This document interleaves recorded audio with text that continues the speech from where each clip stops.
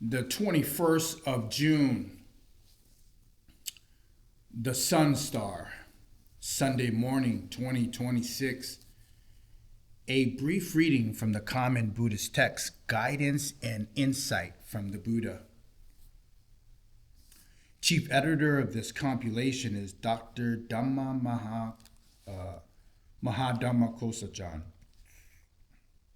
We are currently in chapter 9 from the perspective of the Mahayana tradition. We previously covered the Theravada tradition. We are in chapter on wisdom. And moving forward, we also covered the Vajrayana tradition. We left off on emptiness of inherent nature / inherent existence. The Heart Sutra on emptiness and perfection of wisdom. This famous short text talks of each of the 5 categories of existence that makes up a being. As empty of any inherent nature, separate existence. This due to their deep interrelation with other factors of existence. Their very nature is an emptiness of essence. In a field of emptiness, indeed, no individual item, such as the 5 categories of existence, can be picked out. Homage to the all-knowing one. I'm gonna read the text verbatim, but just to note, a bodhisattva is a person on their path of the perfection of their paramis. Now, in the Theravada tradition, it lists 10 paramis, 10 perfections of the Buddha. Here in the Mahayana tradition, they explicitly list 6 and leave out the 4.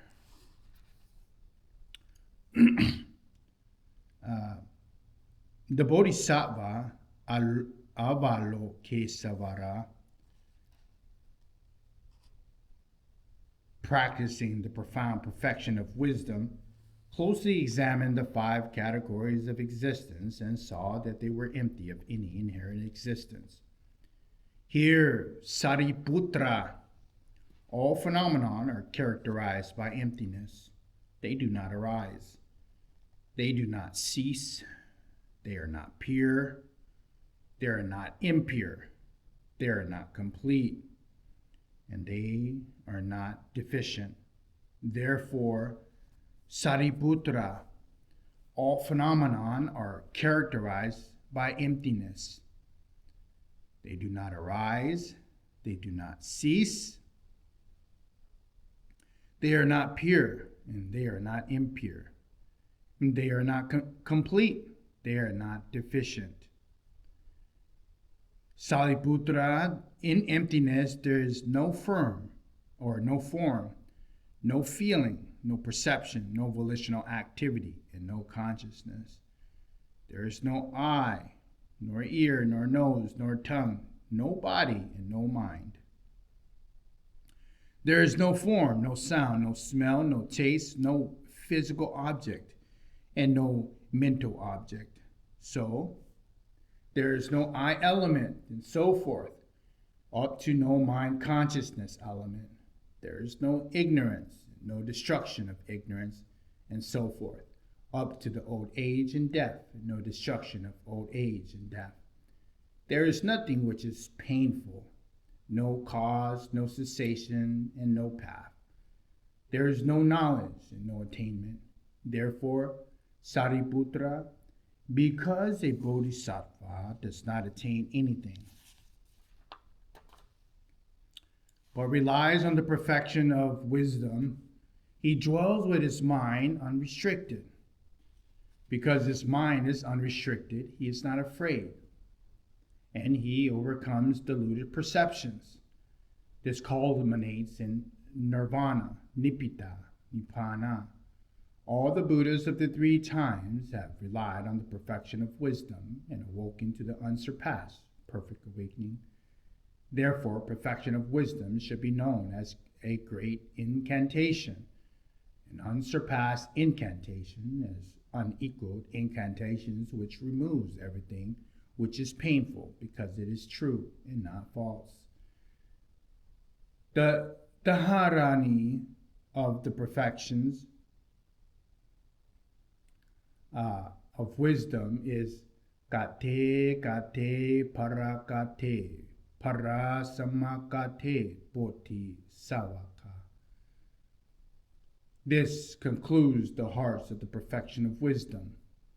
This is cited from the Prana Parimitra Haridaya, translated from Sanskrit. The conditioned empty nature of things. The influential Mahayana philosopher Narayana, founder of the Madhyamaka school, emphasized the idea of emptiness in the sense that as each and everything depends on conditions for its existence and nature, it is empty of inherent nature, separate existence or essence, on which also in this passage Narayana responds to the criticism that the idea seems to negate the reality of even the Four Noble Truths of the Noble Ones. He argues that only if the painful and what originates it are empty condition can they come to an end, something whose existence is inherent to it, non-dependently, can ever change. Similarly, the cessation of the painful cannot be attained if it is a fixed, inherent existence, and nor can the path be gradually brought into the end if it were to exist inherently. That is, only in empty conditioned world is it possible to bring what is painful to an end and attain awakening. The Dharma taught by the Buddhas is based on two truths: worldly, conventional reality, and ultimate reality. Those who do not understand the distinction between these two truths do not understand the profound reality of the Buddha's teaching. So, conventional reality, worldly, and worldly, ultimate reality. Viewing emptiness in the wrong way would destroy someone of the slow wits. It is like picking up a snake the wrong way, or learning something in the wrong way. You attribute your own errors to us, like someone who has forgotten that he is mounted on a horse. If you see existence as truly possessing inherent existence, then you will see them as being without any cause or condition. You will also reject the idea of effects, cause, agent, acting, activity, arising, ceasing, and fruition of action. We state that whatever is dependent arising is emptiness. That conventional designation is the middle way. There is no phenomenon which is not dependently arisen.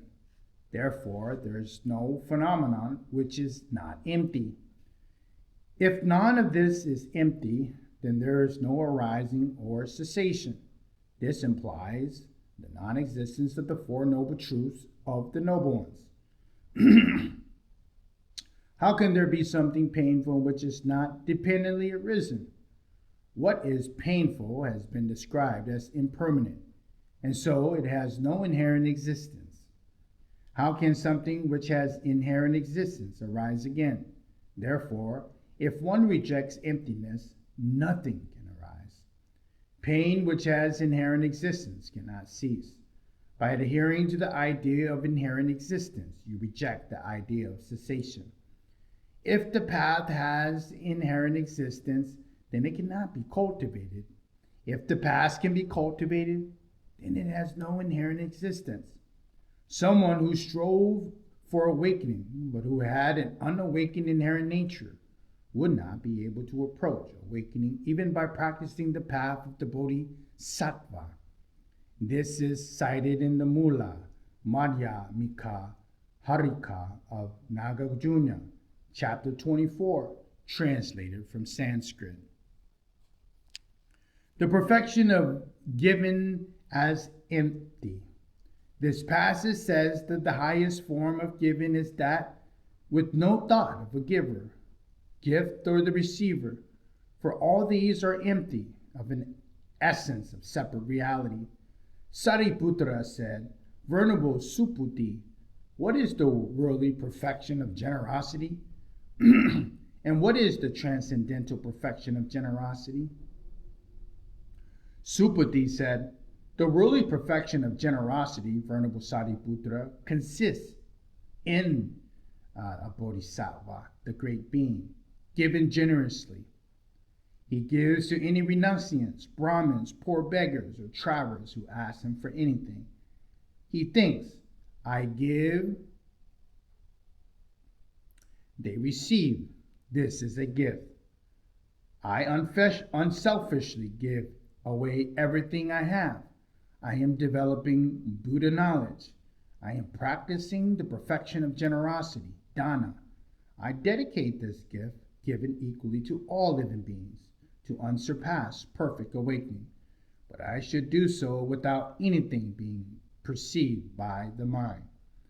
By means of this gift and its fruits, may all living beings which can be perceived be happy in the Dharma, be free from clinging, and attain final nirvana. He gives a gift impeded by the three kinds of attachment. What are these three kinds of attachment? They are the perceptions of the essential self, the perceptions of another, and the perception of a gift. These are the three kinds of attachment which impedes him when he gives a gift. This is what's known as the worldly perfection of generosity.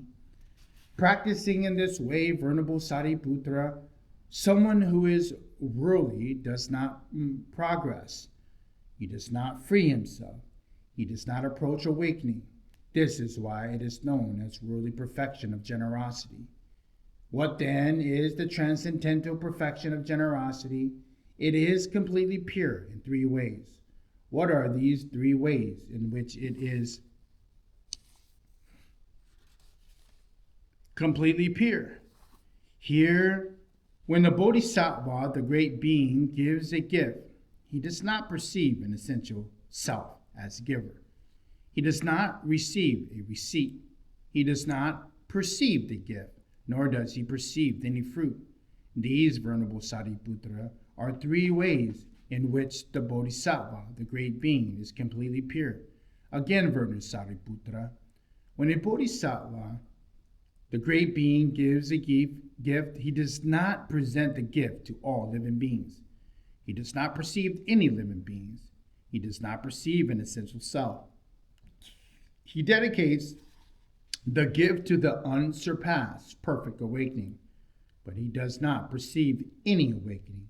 This is what is known as the transcendental perfection of generosity. Why is this known as the transcendental perfection of generosity? Practicing in this way, Venerable Sariputra, one makes progress away from the world. One frees oneself. One approaches awakening. This is why it is known as the transcendental perfection of generosity. This is cited from the Pancha Vamsati Sahasaraka Prajana Paramitra Sutra 263 to 264, translated from Sanskrit. How insight into emptiness aids the practice of the perfections. This passage explains that the perfection of the Bodhisattva cultivates in order to aid other beings and attain Buddhahood are not permanent entities. If they were, they cannot gradually be cultivated, nor are they even separated phenomena that can be developed or grow. They are a part for inconceivable network of processes, and it is from understanding this and working with it that the perfections grow. Suputi said, "It is wonderful, blessed one, how the Tathagata, the Arihat, the perfectly awakened Buddha, has taught the nature of all phenomenon, which is inexpressible. Blessed one Gautama, as I understand the meaning of what the Blessed One has said, all phenomenon, Blessed One, are inexpressible. The Blessed One replied, exactly, Subhuti, exactly. All phenomenon, Subhuti, are inexpressible. Why is this? It is not possible, Subhuti, to express the emptiness of all phenomenon. Subhuti says, Blessed One, can someone which is inexpressible grow or decline? The Blessed One replies, no, Subhuti, indeed not. Subhuti asks, Blessed One, if something which is inexpressible cannot grow or decline, then the perfection of dana, generosity, will not grow or decline. The perfection of ethical discipline, the perfection of patient acceptance, the perfection of vigor, the perfection of concentration, and the perfection of wisdom would not grow or decline. If the Blessed One, the six perfections, the paramis, do not grow or decline, how can a bodhisattva, a great being, attain unsurpassed perfect awakening by the power of the growth of the six perfection of paramis? How can the approach of unsurpassed perfect awakening? A bodhisattva, Blessed One, a great being, cannot approach unsurpassed perfect awakening if the perfections are not fully developed. The Blessed One replied to Subhuti, exactly, Subhuti, exactly. Something that which is a perfection cannot grow or decline at all. A bodhisattva, a great being who practices for the perfection of paramis, of their wisdoms, who develop the perfection of wisdom, and who is skilled in the means, does not think this perfection of generosity is growing, or this perfection of generosity is diminishing. Rather, he thinks this perfection of generosity is only a label which he gives a gift. He dedicates the absorption of mind, the arising of the awakening mind, and the wholesome roots involved to the unsurpassed perfect awakening. He dedicates all these things is in the same as unsurpassed perfect awakening. He thinks in the same way with regard to the other perfections. And when he dedicates to act morally, when he is patiently accepted, when he maintains vigor, when he reaches attainment in meditation, and when he practices the perfection of wisdom and develops the perfection of wisdom, he dedicates the absorption of mind, the arising of the awakening mind, and the wholesome roots involved to the unsurpassed perfect awakening. He dedicates of these things is the same as unsurpassed perfect awakening. The Venerable Subhuti then said, what then, Blessed One, is unsurpassed perfect awakening? The Blessed One said, unsurpassed perfect awakening, Subhuti, is reality. And reality, Subhuti, does not grow or diminish. If a bodhisattva, a great being, repeatedly and frequently dwells with his mind absorbed by this, then he will approach unsurpassed perfect awakening, and the mental absorption will not be lost. In this way, Subhuti, something which is inexpressible does not grow or decline. In the same way, the perfections do not grow or decline. In the same way, Subhuti, no phenomenon grow or decline. By dwelling with his mind absorbed in this way, Subhuti, a bodhisattva, a great being, approaches unsurpassed perfect awakening. This is cited in the Astakaraka Prana Paramita Sutra, chapter 18, translated from Sanskrit. We will stop here today on chapter 9 on wisdom from the perspective of the Mahayana tradition, and we will pick up on the next one on entering the Dhamma door of non-duality.